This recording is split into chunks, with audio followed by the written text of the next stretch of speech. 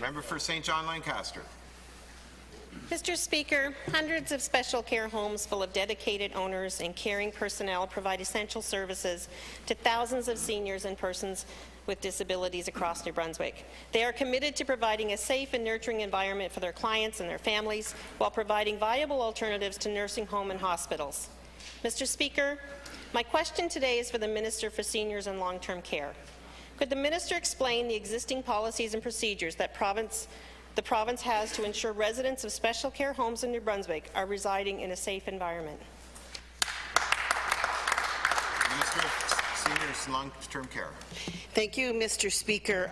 The Department of Social Development takes very seriously its responsibility to provide a safe and secure environment for residents of special care homes. We have numerous special care homes across the province that do marvelous work with all of the residents that live in their special care homes.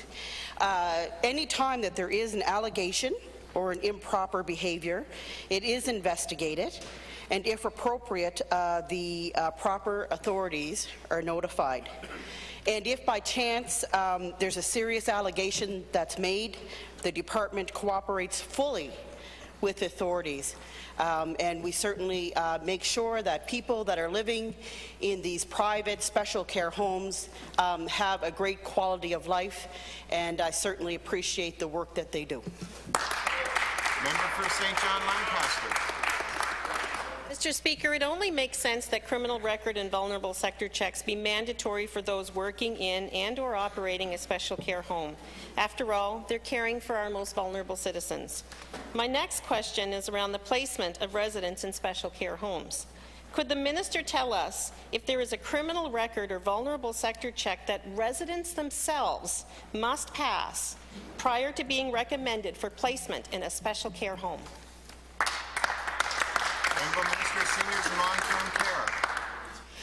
Mr. Speaker, as I alluded to, we certainly make sure that we're looking after the people that are living in our special care homes.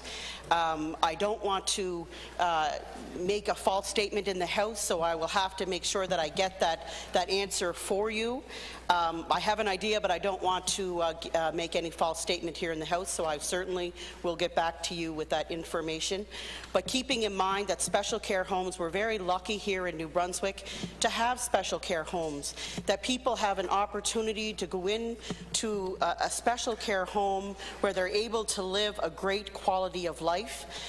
It's a place where they can go if they're not needing a nursing home, it's a place that they can go and still live a great quality of life here in New Brunswick. And we're very lucky to have those special care homes here. We have wonderful people working in these homes that work extremely hard, and I'm grateful for that. Member for St. John Lancaster.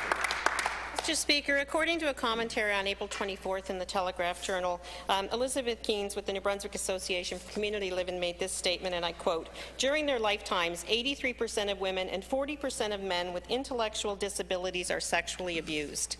Mr. Speaker, we need the minister to clarify this policy and to elaborate on it a little bit, and I look forward to these answers, but I also want to know, is there a policy to notify the special care homeowner if this record exists?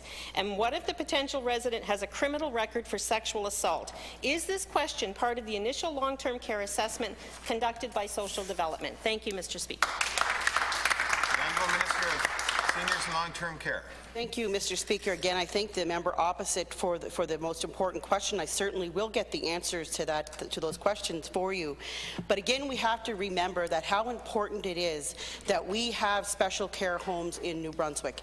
How there's a place where people can go to live and to have a great quality of life, to have the care that they receive in these special care homes, the dedicated women and men that work in these homes that offer assistance to those who reside in their private homes. It's absolutely great that we have this, and it's wonderful. We also have many programs and services available for keeping seniors in their own homes. But when that time comes that is no longer an option, they can go to a special care home, and then eventually, if need be, they can go into one of the nursing homes that we have here in the province of New Brunswick.